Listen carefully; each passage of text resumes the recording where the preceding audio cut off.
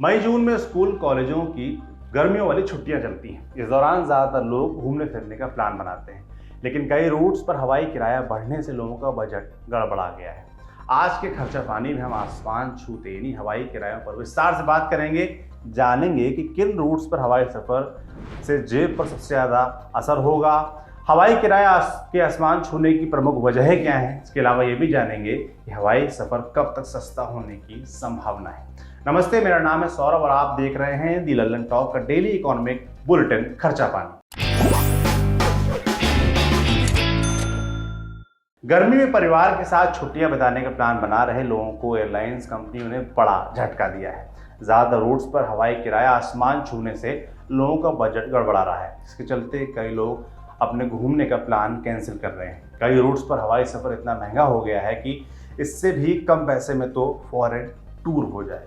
Times of India की एक report बताती है कि हाल ही में दिल्ली से लेह के बीच आने जाने का किराया 52,000 रुपये तक पहुंच गया था, जबकि करीब इतना ही पैसा दिल्ली से पेरिस के बीच हवाई यात्रा का है। ये तो एक उदाहरण है, लेकिन कई और रूट्स के हवाई किराए में भारी उछाल देखने को मिल रहा है।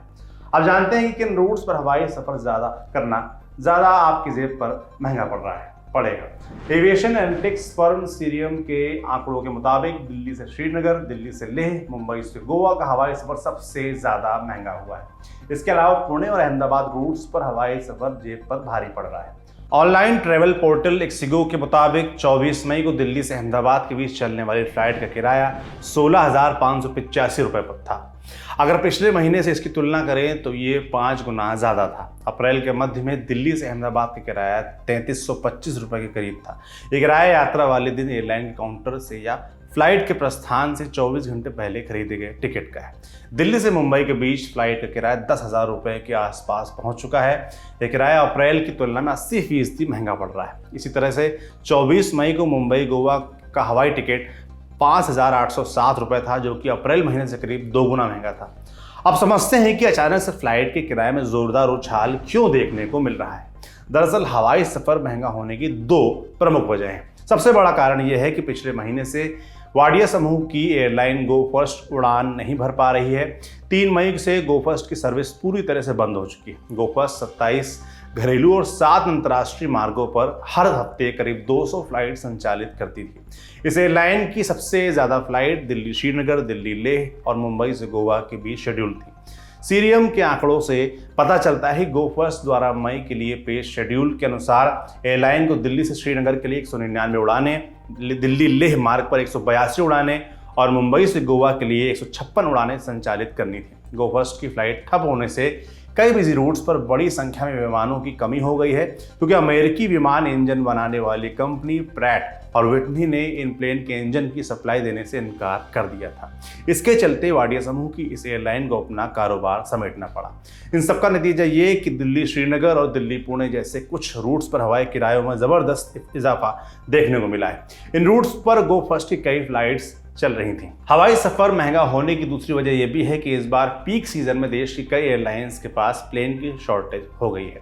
इस वजह से पूरी क्षमता के हिसाब से एयरलाइंस कंपनियां अपना कामकाज जारी नहीं रख पा रही हैं। एक रिपोर्ट के मुताबिक एयरलाइंस कंपनियों के 100 से ज़्यादा प्लेन इंजन में खराबी आदि के चलते ज़मीन पर खड़े हो गए हैं। इनमें गो फर्स्ट के अलावा इंडिगो और स्पाइस जेट के विमान शामिल हैं। बिजनेस टुडे की एक रिपोर्ट के मुताबिक देश के एयरलाइंस कंपनियों के पास फिलहाल करीब 700 कमर्शियल प्लेन हैं, जबकि ज़रूरत की बात करें तो करीब 1800 विमानों की ज़रूरत है। हाल ही में एक न्यूज़ चैनल के कार्यक्रम में दौरान केंद्रीय उड्डयन मंत्री ज्योतिरादित्य सिंधिया ने कहा, देश में इस समय विमान कम है और उड़ने वाले ज़्यादा। एयरलाइंस नए विमान खरीदना चाहती हैं, लेकिन कंपनियां नए विमान नहीं दे पा रही हैं। इस बारे में हमने फाइनेंस एक्सपर्ट शरद कोहली से बात की, सुनिए। तो जहां एक तरफ एयरलाइंस का घाटा सुनाई देता है, वहीं दूसरी तरफ पैसेंजर्स को एयरफेयर अफोर्ड करने में प्रॉब्लम आती है। हम अगर दिल्ली पेरिस और दिल्ली लेह का फेयर बराबर हो गया है, तो ये मैं समझता हूँ आम भारतीय फैमिली जो कि हवाई जहाज पकड़कर कहीं जाना चाहती है, और सरकार की मुहिम थी कि हवाई चप्पल से हवाई जहाज पर, तो ये कहाँ हवाई चप्पल वाला, मुझे ऐसा नजर नहीं आता है इन एयरफेयर्स को देख के कि हवाई चप्पल वाला हवाई जहाज के केवल सपने ही देखता रहेगा। 1-2 लाइन किसी ने हवाई सफर के लिए बोली है कि मुझे तो हवाई टिकट बुक करते टाइम लगता है डर, और कुछ लोगों के लिए हवाई जहाज बन गया है घर।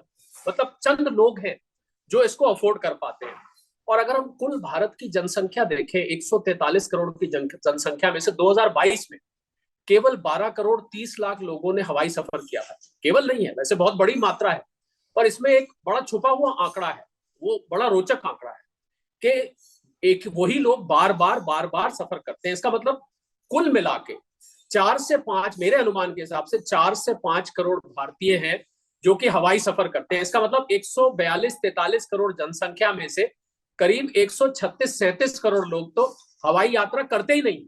और यही आप अगर रेलवे का आंकड़ा देखें तो रेलवे का ये आंकड़ा बहुत बड़ा है, जहां रोज के करीब करीब 2 करोड़ से ज्यादा लोग रेल की यात्रा करते हैं। तो मुझे लग रहा है जब तक इसमें अफोर्डेबिलिटी नहीं आएगी तब तक के लिए ये परिस्थिति सुधरने वाली नहीं है। और ये एयरलाइंस को अगर प्रॉफिट में लाना है तो और ज्यादा हमें चाहिए। वहां दूसरी तरफ सुनने में आ रहा है कि पूरी एयरलाइन बुक्ड है गर्मियों की छुट्टियों में। तो मुझे लग रहा है एयरलाइन उन्हीं लोगों से फेयर वसूलने में लगी हुई है। उनको अपना ट्रैवल बेस बढ़ाना है तो इन फेयर्स को उनको कम करना होगा। अगर आपके पास हवाई जहाज कम है, सुनने में आया कि हवाई जहाज कम है भारत में, कुल मिला के 700 हवाई जहाज, और अगर 700 हवाई जहाज की हम बात करते हैं तो 1100 हवाई जहाज से ज्यादा का तो ऑर्डर इस समय प्लेस हो चुका है। तो अगर 1100 हवाई जहाज का ऑर्डर प्लेस है जिसमें से मात्र 115 आपको मिलेंगे, तो मेरे हिसाब से एक अर्थशास्त्री होने के नाते मुझे लगता है कि पूरी की पूरी एविएशन पॉलिसी को दोबारा से एक बार सरकार और जो निजी प्लेयर्स हैं ये बैठ के देखें, टेबल पे इसके बारे में बात करें, तब ये हवाई चप्पल से हवाई यात्रा का सपना पूरा हो सकता है। ये तो हो गई हवाई सफर महंगा होने की इनसाइड स्टोरी। लेकिन अब बात करते हैं कि आसमान छू रहे हवाई किराए से कब तक राहत मिलने की उम्मीद है। एयरलाइन के अधिकारियों का कहना है कि गो फर्स्ट के बंद होने के बाद से दूसरी एयरलाइंस कंपनियां इस मौके का फायदा उठाने के लिए तैयार खड़ी नजर आ रही हैं। गो फर्स्ट की भारत के विमानन क्षेत्र में करीब 7% हिस्सेदारी थी। ऐसे में इस मार्केट शेयर का फायदा उठाने के लिए कई एयरलाइंस कंपनियों ने कमर कस ली है। इकोनॉमिक टाइम्स की एक रिपोर्ट बताती है कि इस फाइनेंशियल ईयर में भारतीय एयरलाइंस कंपनियां 115 विमान खरीदने की योजना बना रही हैं। इनमें से ज़्यादातर प्लेन एयर इंडिया और इंडिगो खरीदने वाले हैं। 18 मई को वित्तीय नतीजे जारी करने के बाद इंडिगो एयरलाइन के मुख्य वित्तीय अधिकारी गौरव नेगी ने कहा, चालू वित्त वर्ष में एयरलाइंस की योजना 45 से 50 विमान जोड़ने की है। इसके अलावा न्यूज एजेंसी रॉयटर्स ने 5 जून को जारी अपनी रिपोर्ट में जानकारी दी है कि इंडिगो 500 विमान खरीदने जा रही है। इससे पहले फरवरी में एयर इंडिया ने भी करीब 470 विमान खरीदने की घोषणा की थी। ये तो हो गई विमान कंपनियों की तैयारी की बात। अब बढ़ते हवाई किराए के बाद से सरकार भी हरकत में आ गई है। केंद्रीय नागरिक उड्डयन मंत्री ज्योतिरादित्य सिंधिया ने हाल ही में कहा था कि मंत्रालय हवाई किराए में अचानक आए भारी उछाल पर नजर रख रही है। नागरिक उड्डयन मंत्रालय के एक अधिकारी ने कहा कि आज यानी 5 जून को बैठक नागरिक विमानन मंत्री की अध्यक्षता में एयरलाइंस के प्रतिनिधियों की एक बैठक भी होने वाली है। आपको बता दें कि भारत दुनिया में सबसे तेजी से बढ़ते विमानन बाजारों में से एक है। विमान बनाने वाली कंपनी बोइंग का अनुमान है कि भारत को अगले 2 दशकों में लगभग 2210 नए विमानों की जरूरत होगी।